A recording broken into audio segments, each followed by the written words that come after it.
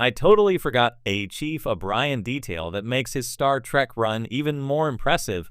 Whenever I rewatch Star Trek The Next Generation, I look forward to seeing Chief Miles Edward O'Brien Colm-Meaney in the transporter rooms of the USS Enterprise.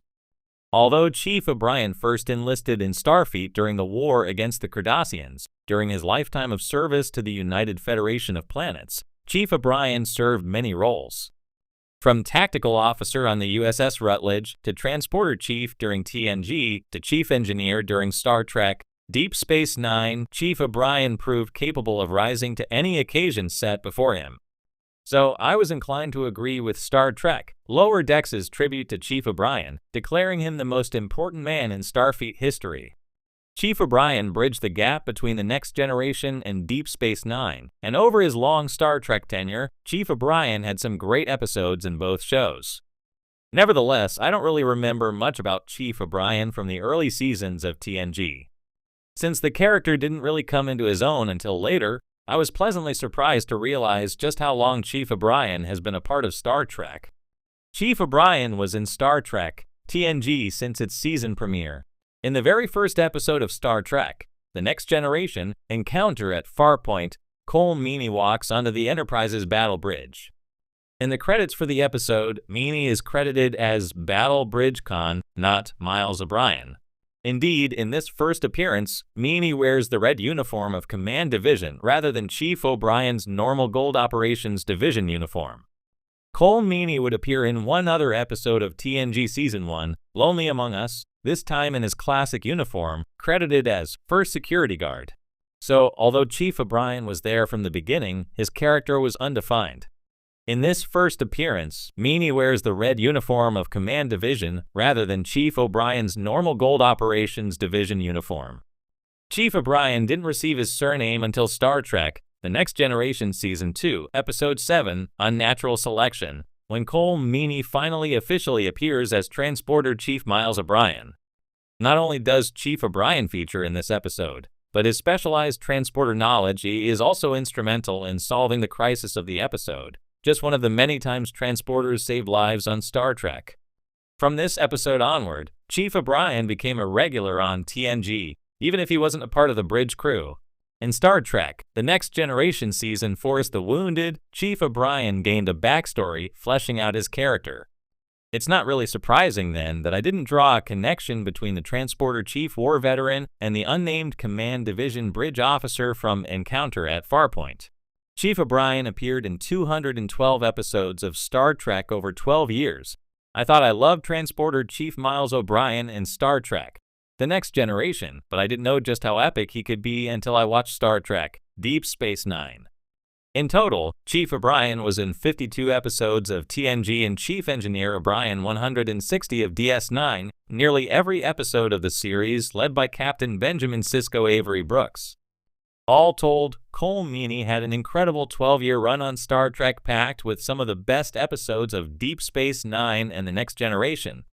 When you think of the most impressive character arcs in Star Trek, your mind probably zips straight to names like Picard, Cisco, or Spock. But if you're like me, you might have totally overlooked one unassuming underdog hero who's been quietly holding the Federation together with little more than a spanner and sheer Irish stubbornness, Chief Miles O'Brien. Yes, that Chief O'Brien, the guy who always seemed to be knee-deep in malfunctioning conduits and transporter repairs, muttering technobabble like it was his second language. We all know he's the hardest working man in Star Trek, but there's one detail about his character that I completely forgot, and it makes his journey across The Next Generation and Deep Space Nine even more legendary. Here it is, Chief Miles Edward O'Brien is not even a commissioned officer. That's right. He's not a Starfleet officer. He's a non-commissioned officer. A chief petty officer, to be exact. In a franchise filled with captains, commanders, and science officers with multiple degrees and flowing monologues, O'Brien is the guy who enlisted. Let that sink in.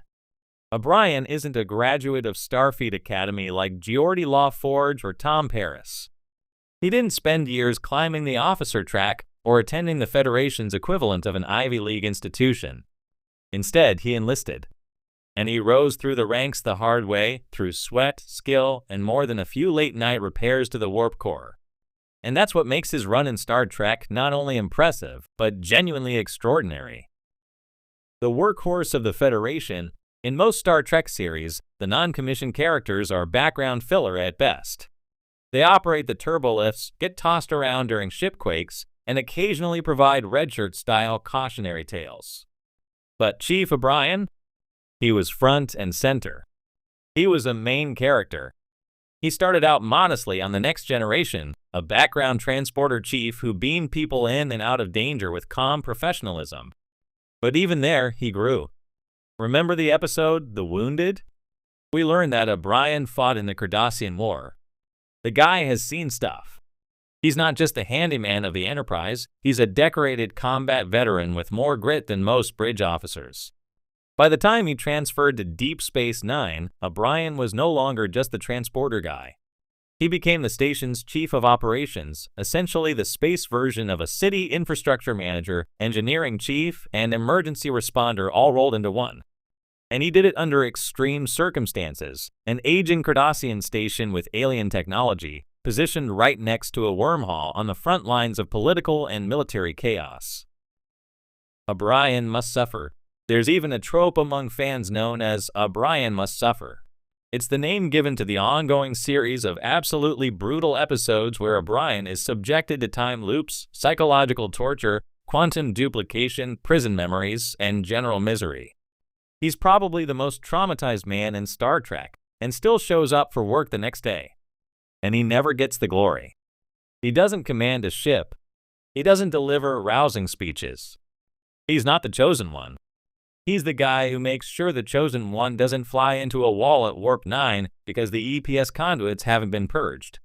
Yet through all of it, he remains one of the most grounded, realistic, and dare I say, heroic characters the franchise has ever given us. The everyman of the final frontier.